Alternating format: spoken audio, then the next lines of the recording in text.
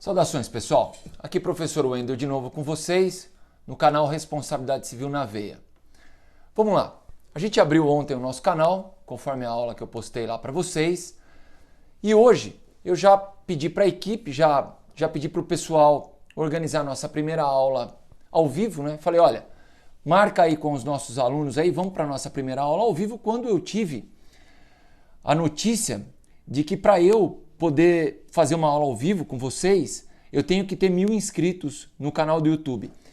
E eu fiquei um pouco inconformado com isso. Na verdade, eu fiquei bem inconformado com isso, porque eu só estou aqui no canal do YouTube para poder interagir com vocês, para poder abrir a hora que eu quiser isso aqui e dar a minha aula, né? Tratar do assunto que me vier à cabeça naquela hora, um julgado que cair, uma lei, um projeto de lei, né? Então, o intuito é nós termos esse contato imediato para a gente tratar das nossas questões acadêmicas da responsabilidade civil. E sem essa inscrição desses meus 1000 convidados, eu não tenho essa possibilidade. Então, ontem, na aula que eu dei sobre direito de imprensa na vida do político, eu não deixei esse recado de maneira tão cabal, dessa forma tão objetiva. Só que eu vou ter que fazer isso hoje. Eu tenho que fazer isso hoje porque eu estou premido por essa necessidade de ter os 1000 inscritos no meu canal, na Responsabilidade Civil na Veia, para que eu possa realmente dar a aula para vocês aí na hora que eu quiser, na hora que vocês quiserem, para que a gente possa bater papo a qualquer hora que a gente quiser. Então, eu deixei ontem meio escondido ali o meu pedido de inscrição de vocês, mas hoje eu deixo isso absolutamente claro. Eu peço essa inscrição no canal Responsabilidade Civil na Veia para que eu possa executar o meu trabalho como professor de uma maneira mais espontânea, mais na hora, mais imediata. E eu sei muito bem que eu não posso chegar aqui e colocar uma solicitação dessa, simplesmente eu como professor, eu tenho que trazer para você conteúdo e foi isso que eu fiz. Eu resolvi aqui na hora montar um conteúdo aqui para justificar esse meu pedido de sua inscrição. E é esse conteúdo então que eu vou levar agora em 5 minutos aqui, só para a gente ter uma ideia, tá? Uma ideia de um assunto, porque é um assunto que vai muito além daquilo que a gente costuma ler, daquilo que a gente costuma ouvir, né? E isso aqui não tem nada de pesquisa pela internet, tá? Do que eu vou dizer para vocês aqui. Isso aqui é pesquisa local, tá? É pesquisa local feita em biblioteca nos Estados Unidos, né? Na Fordham University dos Estados Unidos, onde, como eu disse ontem, eu fiz um curso lá, fiz a pesquisa do doutorado e alguns pontos que eu pesquisei eu vou trazer aqui agora para vocês em 5 minutos, tá bom? Vejam, essa ideia, como eu disse, ela vai causar, eu espero que ela cause alguma reflexão aí em você, porque eu não sei se ela vai ser bem acolhida, essa ideia, mas também não tem nenhum problema. Eu sou professor de responsabilidade civil, de direito, e eu tenho o direito de levar as minhas ideias, aquilo que eu penso, aquilo que vai além de ideias já postas como verdades, não é? Então, essa ideia que eu vou levar agora, ela vai mexer um pouco com muito do que a gente lê, do que a gente ouve, do que a gente vê na internet sobre esse assunto. Bem, qual é o tema? O tema seria, e eu não concordo com essa ideia plenamente, eu concordo parcialmente com essa ideia, eu vou dizer qual é a parte que eu concordo e qual é a parte que eu não concordo. O tema seria uma das diferenças no sistema jurídico dos Estados Unidos para o sistema jurídico brasileiro. Uma das diferenças seria quanto a, nos Estados Unidos, eles terem um sistema que se denomina de common law. E aqui no Brasil, nós teríamos um sistema jurídico que se denomina civil law. Portanto, como se dá essa diferença na prática? No common law americano, as decisões judiciais, né, os casos que vão sendo levados a exame da justiça norte-americana, esses casos seriam decididos unicamente com base em precedentes jurisprudenciais. Precedentes judiciais ou jurisprudenciais. Portanto, um juiz, Veja, essa é a ideia que se propaga. Eu não estou dizendo que eu concordo com ela. Eu vou concordar em parte com ela. A ideia que se propaga é um caso que é levado a exame da justiça norte-americana, de um juiz norte-americano. Como que esse juiz norte-americano decide esse caso? Ele decide esse caso, segundo essa ideia, com base em outros casos já julgados pela mesma justiça norte-americana, nos precedentes, ou seja, nos casos que foram julgados anteriormente, né? O juiz se baseia nesses casos que foram julgados anteriormente, que são chamados os precedentes jurisprudenciais, e com base nesses casos que já foram enfrentados antes pela justiça norte-americana, esse novo caso que chega para julgamento do juiz norte-americano, esse novo caso é julgado com base nas decisões tomadas nos casos anteriores. Esse é o sistema de precedentes, o sistema de common law, coloquialmente dizendo aqui para vocês de uma forma simplificada e didática. Enquanto no nosso sistema, o sistema de civil law, ele seria, né? Então também seria, e eu também não concordo com essa ideia, e eu vou dizer o porquê que eu não concordo com essa ideia, o nosso sistema seria um sistema de civil law. E o que significa isso? Significa que os juízes aqui do Brasil, ao julgarem os casos, vão buscar o fundamento de julgamento dos casos, a sustentação para o julgamento dos casos, a base para o julgamento dos casos na lei. Então, enquanto aqui é a lei que diz, agora vou ser bem coloquial mesmo, bem didático, enquanto aqui é a lei que diz, que diria como um caso deve ser resolvido pela justiça nos Estados Unidos, é a própria jurisprudência. São os próprios casos antecedentes, os precedentes, é que dizem como que um novo caso deve ser examinado pela mesma justiça. Bem, essa foi a ideia que nos foi passada ao longo de todo o nosso estudo, né? Desde a introdução ao estudo do direito, no primeiro semestre da faculdade, até o último ano da faculdade, exames de OAB, concursos públicos, livros, aulas, palestras, simpósios, tudo. Em todos os lugares que a gente vai, a gente ouve estas afirmações, esta maneira de dividir os dois sistemas, o sistema de civil law brasileiro e o sistema de common law norte-americano. Pois bem, eu vou passar agora a dizer por que eu não concordo com essa ideia de forma total, de forma plena, e vou dizer qual é a parte que eu não concordo e qual é a parte que eu sim concordo com ela. Vamos lá. E o que eu vou dizer agora, é importante registrar isso. O que eu vou dizer agora eu preciso registrar isso. Eu sei muito bem do que eu estou falando, porque, como eu disse, então veja, o que eu vou dizer agora vai mexer com as bases do seu estudo a respeito desse tema todo, tá? Mas o que eu quero registrar aqui é que eu estou falando, eu sei muito bem o que eu estou falando, tá? Veja, esse livro aqui eu adquiri lá nos Estados Unidos, tá? Então aqui, a natureza e a autoridade do precedente jurisprudencial, que é o precedente que daria então sustentação ao julgamento dos novos casos que aparecem na justiça norte-americana. Eu tenho alguns livros a respeito do precedente norte-americano. Esse aqui é um deles, eu trouxe só para vocês olharem. E no Brasil, nós temos também um excelente material sobre precedentes obrigatórios do professor Luiz Guilherme Marinoni. Precedentes obrigatórios que eu tive a oportunidade de examinar e estudar para desenvolver também aqui a minha tese de doutorado que eu postei para vocês nas redes sociais.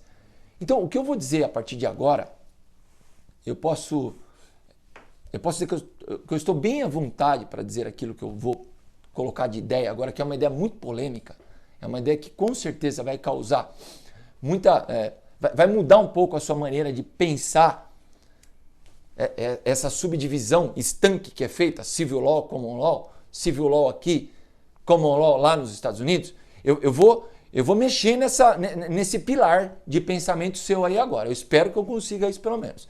Se você não concordar, não tem nenhum problema.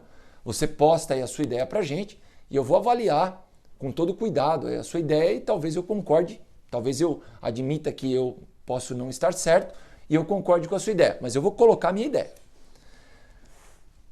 Eu tenho aqui um dicionário, o Black's Law Dictionary. E no item, na página número 28, no item número 3, Act. Eu fui atrás agora, né, eu já sabia, mas eu fui atrás aqui para te dar essa aula aqui no sabadão que eu parei aqui, a gente gravou a aula de ontem a semana inteira. Eu prometi para as minhas filhas que eu não ia dar aula hoje, mas eu tive que parar tudo no meio do sábado para dar essa aula, porque eu deparei com aquela situação lá eu tenho que ter 1.000 inscritos, então eu tenho que te pedir inscrição e para te pedir inscrição eu tenho que dar uma aula. Não posso chegar aqui e te pedir inscrição, eu tenho que dar uma aula, eu tenho que dizer de onde é que eu tirei a aula. Então é isso que eu estou fazendo, tá? Item número 3, página 28. O que é o ACT nos Estados Unidos? É the formal product of a legislature. Né? O produto formal de uma legislatura. Em outras palavras, o que é o ACT nos Estados Unidos? Lei. É a lei norte-americana. ACT. Ok? Está aqui no dicionário. Vou mostrar de novo. Pode pegar aí na internet. Está aqui de novo. Tá bom? The formal product of a legislature. Lei. ACT. Por que eu estou dizendo isso? Estou dizendo isso porque quando eu fui fazer a pesquisa desse trabalho aqui, lá nos Estados Unidos, eu entrei dentro de uma biblioteca, lá na Fordham University, pode dar uma olhada aí, Nova York, cidade de Nova York, e eu perguntei para a bibliotecária, né, da mesma forma que ontem aqui na aula sobre imprensa, eu perguntei sobre os livros de direito de imprensa, né, para tratar do direito de imprensa. Lá nos Estados Unidos eu entrei na biblioteca e perguntei, vocês têm aqui uma seção sobre leis? Algum lugar onde haja um repositório de leis, onde eu pesquise leis? Eu não quero doutrina, não quero jurisprudência, não quero precedente. Eu quero saber se vocês aqui têm leis. Eu estou curioso para saber se nesse país vocês têm um repositório de leis, como nós temos lá no Brasil. Por exemplo, a União Federal editou, a última lei que eu tive contato aqui foi a lei número 13.999, que mexeu com as empresas, etc., a questão da pandemia. Então eu quero saber se, tal qual o repositório que nós temos lá, de 14 mil leis, só na União Federal, fora os estados, municípios, etc., se vocês têm aqui esse repositório legal também. Ela falou, sim senhor, temos sim. Eu imaginei, né, estando diante de um sistema jurídico de common law, que, portanto, resolve seus problemas com base no precedente jurisprudencial e não na lei, eu imaginei o seguinte, eu vou entrar na biblioteca, vai ter uma salinha pequena, um escritório desse tamanho aqui, com algumas poucas leis. Devem existir algumas poucas leis, né, porque o sistema ele é primordialmente baseado no precedente e, portanto, o conteúdo legal deve ser restrito, pequeno. Bom, ela me levou num departamento lá da biblioteca e a hora que eu entrei, eu deparei com eu acho que era um galpão.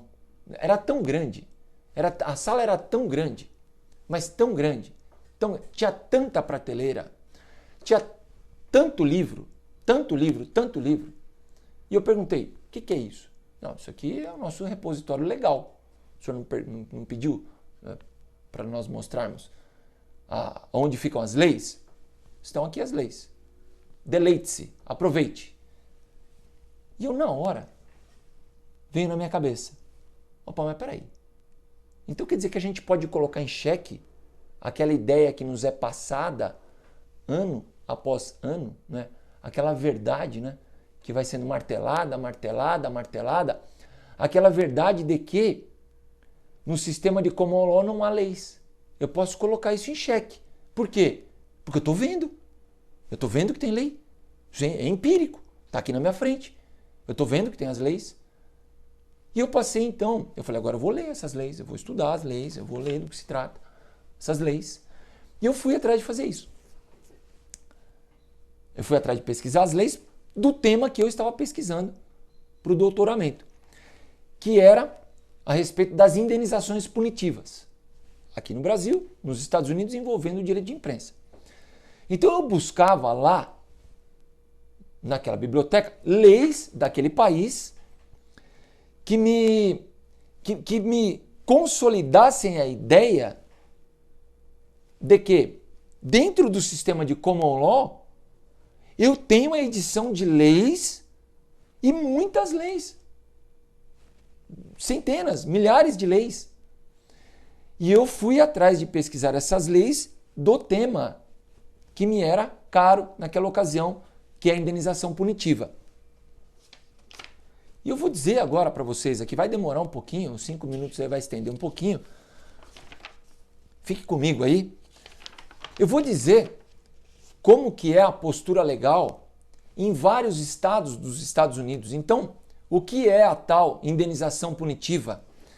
É a indenização fixada contra alguém, né, em favor de uma vítima de um dano, contra quem causou o dano. E essa pessoa que causou o dano, o causador do dano, essa pessoa é condenada, eu vou ser bem rápido aqui, depois a gente trata disso aqui tudo com calma, tá?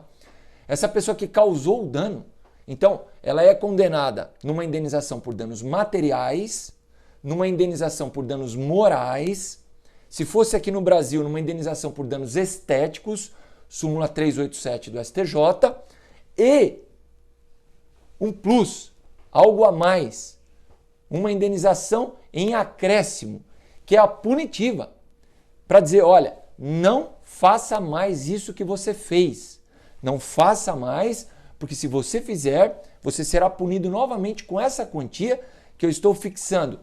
Não é nem para ressarcir a vítima, porque ela já foi ressarcida pela indenização por danos materiais, danos morais e danos estéticos. Esta em adição é só para você saber que não era para você ter feito o que você fez. Entendeu? Está reconhecida um caráter tão repugnante naquilo que você fez, está reconhecido um caráter tão repugnante naquilo que você fez, na ação que você gerou, no dano que você causou, que a justiça está fixando um valor em acréscimo à indenização normal, tradicional, só para você saber, olha, não faça mais isso.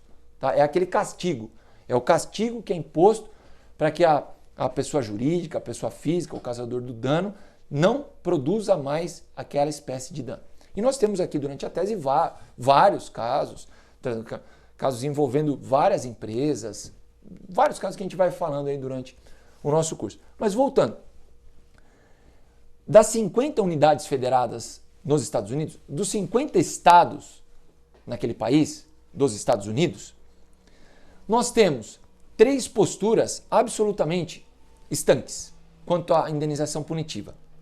3 estados permitem incondicionalmente, ou seja, não existe nenhum regramento, tá?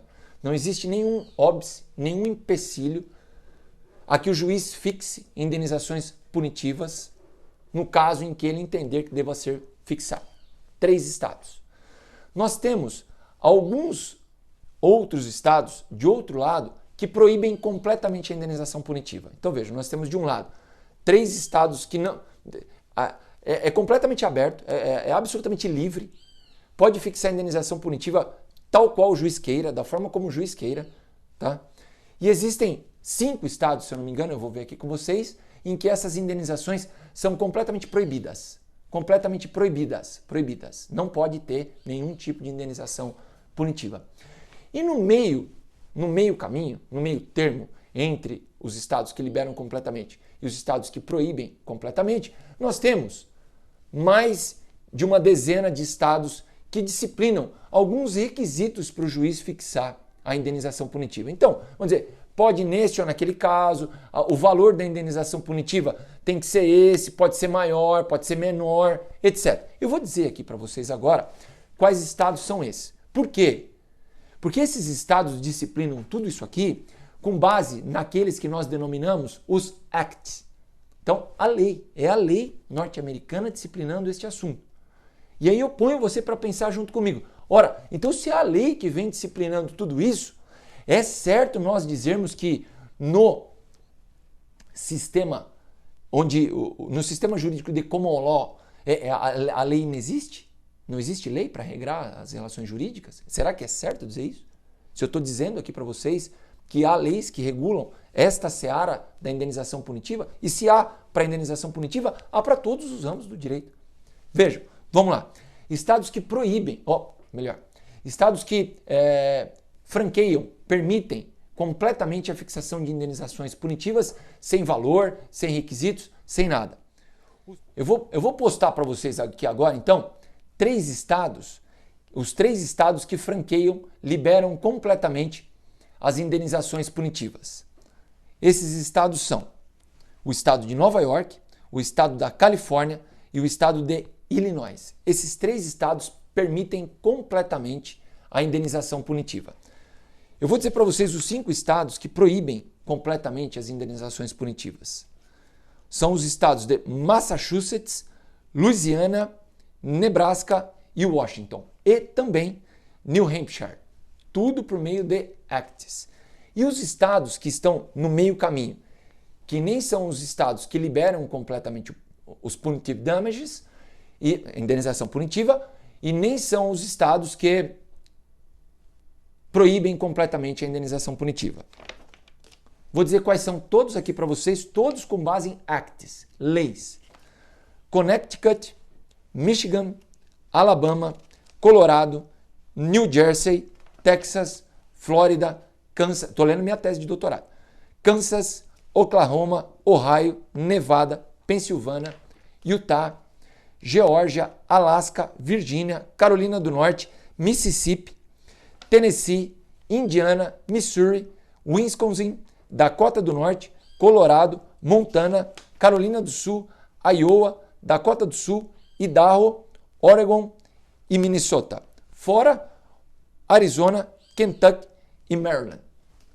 Vejam, todos esses estados, eles têm posturas legais para tratar da questão da indenização punitiva.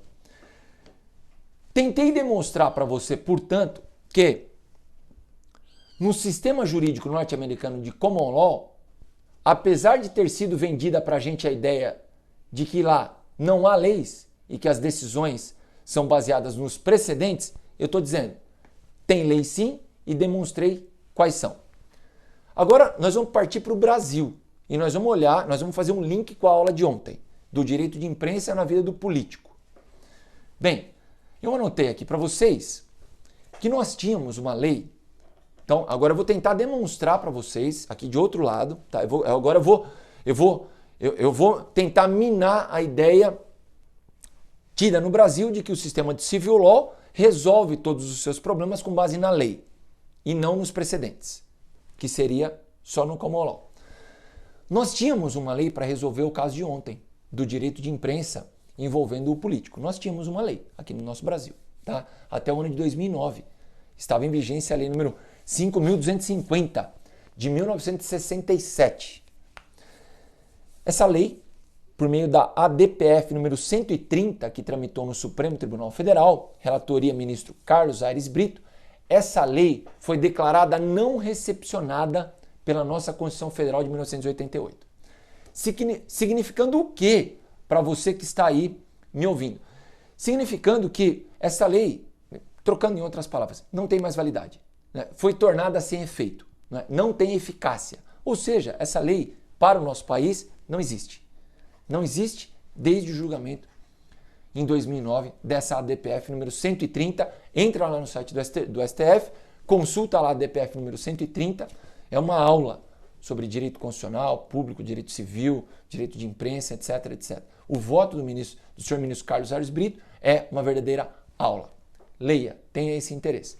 Bom, e o que sobrou então em termos legais para nós aqui, disciplinando essa tensão que nós vimos ontem, né? Essa tensão que há entre o direito de privacidade e o direito de imprensa. A pessoa querendo não ter informações sobre ela divulgadas e a imprensa querendo divulgar as informações sobre ela. Essa tensão, essa colidência que nós tratamos na nossa aula de ontem. O que nós temos nas nossas mãos em termos legais para fazer o julgamento desse conflito? como por exemplo o conflito do caso de ontem, do político lá de Pernambuco, que o processo está em trâmite no Supremo agora com um voto dado pelo ministro Marco Aurélio Mello num sentido e um voto dado pelo ministro Edson Fachin dado em outro sentido. Né? Qual é o arcabouço legal? Né? Onde nós vamos buscar, que lei, que dispositivo legal nós vamos buscar no nosso país o regramento para decidir esse conflito? Qual? Eu anotei aqui 4 incisos do artigo 5º da Constituição Federal. Incisos 4, 5, 9 e 10º.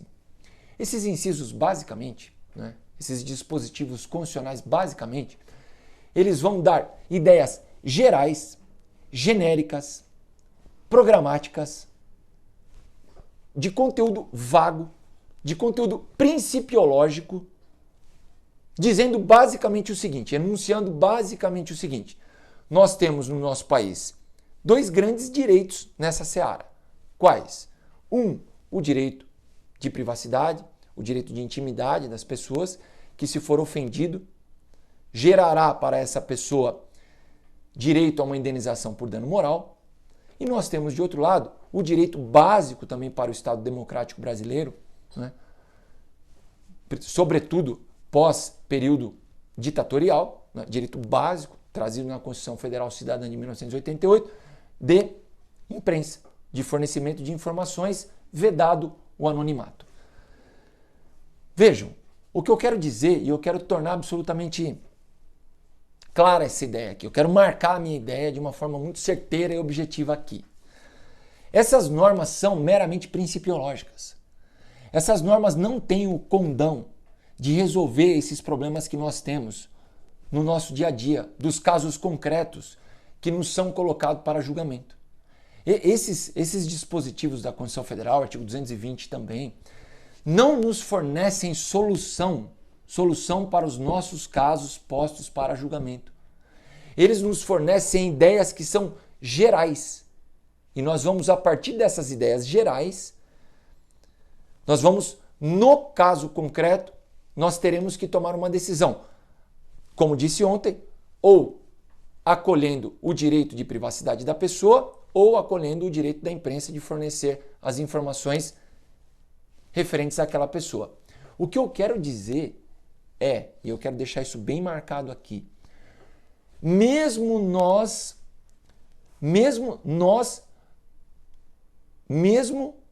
que o Brasil seja tido como um país integrante do sistema de civil law, nesta seara do direito de imprensa, nós não temos uma lei para resolver esse problema. E como que nós vamos resolver esse problema? Com base em julgados que nós já tivemos. Como eu disse para vocês ontem aqui na lei, eu em 2011 escrevendo sobre isso, na revista de direito lá da Unifel, que foi o artigo que me levou depois à tese de doutorado, eu lá, naquele artigo jurídico, eu já dizia, a tendência do Supremo Tribunal Federal é pelo resguardo do direito de imprensa, do direito de informar. Nesse embate, a tendência que eu verifiquei dentro do Supremo Tribunal Federal foi de resguardo do direito da imprensa, ressalvados alguns casos resguardando o direito de privacidade. E como que essas decisões de hoje estão sendo tomadas aqui no nosso país? Essas decisões envolvendo esses casos concretos em que há essa colisão? Com base nos precedentes. Com base nos precedentes. Nós temos hoje aqui no nosso país, queira ou não queira, porque tem quem não queira, tá? Tem quem queira dar a esse termo precedentes uma interpretação tão técnica, tão aprofundada, tão acadêmica, que não consegue extrair dele, desse termo precedente, as consequências que nós temos hoje. Nós temos hoje sim no Brasil, após a implementação do Código de Processo Civil de 2015, nós temos com o sistema de repercussão geral do Supremo Tribunal Federal, nós temos com o sistema de recursos repetitivos do STJ, nós temos com o incidente de resolução de demandas repetitivas dos TJs, né? Nós temos sim, hoje no nosso país, um verdadeiro sistema de precedentes. E é por isso que esse grande constitucionalista paranaense, se eu não me engano, se eu estiver enganado eu peço desculpas, se eu não me engano, paranaense, Dr. Luiz Guilherme Marinoni, que eu repito, é por isso que ele tem um livro chamado Precedentes Obrigatórios, aqui no nosso país. E eu trato desse assunto também aqui, no começo da tese. Então vejam, nós temos hoje, no nosso país, que se denomina um país de civil law, né, nós que nos arvoramos a nos colocarmos nessa situação, né, de um país integrante do sistema de civil law, nós temos nessa seara do direito de imprensa nenhum regramento legal para definir os nossos casos concretos. E nós poderíamos dizer isso para N casos que chegam a julgamento da justiça. Querem saber o caso sobre se o abandono afetivo do pai, o pai que abandona o filho, se esse pai tem que pagar uma indenização para esse filho. Né? Essa é uma questão não resolvida. Né? É uma questão que está na introdução aqui da tese também. É uma questão que só o caso... Não existe lei para isso. Não tem lei que resolva isso. Né? Nós temos o artigo 186 do Código Civil, que é um artigo genérico também. Né? Ele não dá conta de resolver essas questões. Simples assim. Né? Então, nós temos no sistema de responsabilidade civil, em alguns pontos, em algumas searas, nós temos um verdadeiro sistema de precedentes, sim. Né? Onde a lei não conseguiu, a miúde, né, disciplinar aquela situação. E quem vai ter que decidir? O juiz. Com base em quê? Com base em casos anteriores. Como, por exemplo, nesse caso da aula de ontem, que gerará, já disse, né, através do sistema de repercussões gerais, de repercussão geral, gerará uma ideia que vinculará todos os demais integrantes do Poder Judiciário do nosso país. Portanto, agora eu espero ter demonstrado que, segundo minha visão, o sistema brasileiro, dito de common law, em várias de suas partes, em vários pontos, existem ali lacunas no seu sistema legal que não nos permitem dizer a lei é que resolverá os problemas. Portanto, a conclusão a que eu chego após o exame de todo esse material, e essa é a conclusão polêmica, e essa é a conclusão que ela é minha, e eu quero deixar isso claro, eu não li isso em lugar nenhum, essa é a conclusão que eu extraí disso que eu estou lendo aqui, tá? A conclusão a que eu chego é: nos Estados Unidos, país dito do sistema common law, nós temos uma gama infindável de leis para a solução dos conflitos postos para julgamento naquele país.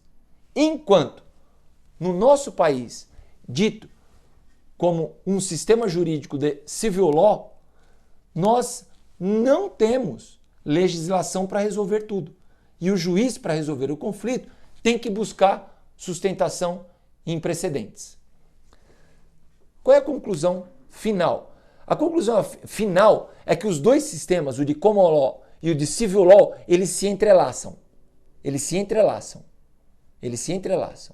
E o sistema de common law, por vezes, se vale da legislação para resolver os seus conflitos, e o sistema de civil law, por vezes, se vale dos precedentes para a solução dos conflitos postos a julgamento na justiça desses dois países.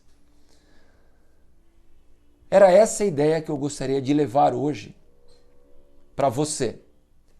E se essa ideia te serviu de alguma forma, se essa ideia te colocou para pensar sobre isso, se eventualmente você ainda não tinha pensado sobre isso, se essa ideia te levou a alguma reflexão, saiba que essa ideia é resultado de muito estudo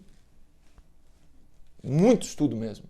20 anos de estudo, desde o 4º ano da faculdade eu estudo responsabilidade civil, depois mestrado, doutorado, pesquisa no exterior, não é? E se todo esse trabalho que eu tive, todo esse trabalho que eu faço com orgulho, que eu tive para te levar essa informação, te gerou algum conteúdo, te gerou um parar para pensar, eu peço como sua retribuição algo que eu só estou pedindo, repito, só estou pedindo porque eu preciso dos 1000 inscritos para poder dar as minhas aulas ao vivo aqui, que é tudo que eu quero. É dar as minhas aulas ao vivo, receber suas perguntas aí ao vivo, não saber responder suas perguntas ao vivo, ficar com cara de tacho ao vivo, né? Como professor que sou, né?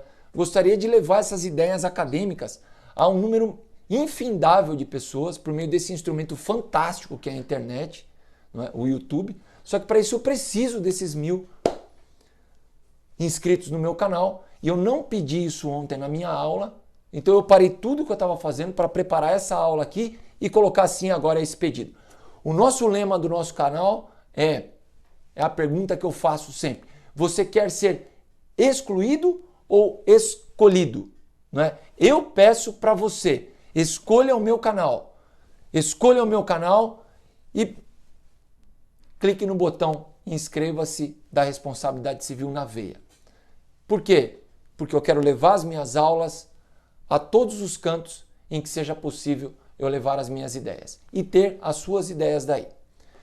Então agora, finalmente, eu encerro essa aula, que já está com 36 minutos quase, vamos editar alguma coisinha, vai dar uma meia hora de aula, eu encerro essa aula pedindo para você reservar 1 segundo do seu sábado e apertar o dedo no botão inscreva-se aí e tornar o nosso canal um canal com uma entrada maior na academia do direito brasileiro e um dia, quem sabe, no direito mundial.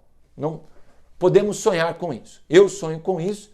Esse canal era um sonho, está executado hoje. Então, por que eu não posso sonhar em levar essas aulas para um número infindável de pessoas? Eu sonho sim e vou conseguir isso. Com essas colocações, eu desejo a você um sábado maravilhoso, uma noite de sábado, de domingo, um domingo maravilhoso, com a família, com muita saúde, com produção, com estudo, com respeito, com diversão, com felicidade, tudo de bom na sua vida, e agradeço pela sua companhia, pela sua audiência dessa aula aqui. Foi para mim um prazer, uma honra, fiz com todo gosto, está entregue na sua mão aí. Muito obrigado, um abraço fortíssimo do professor Wendel. Até a próxima.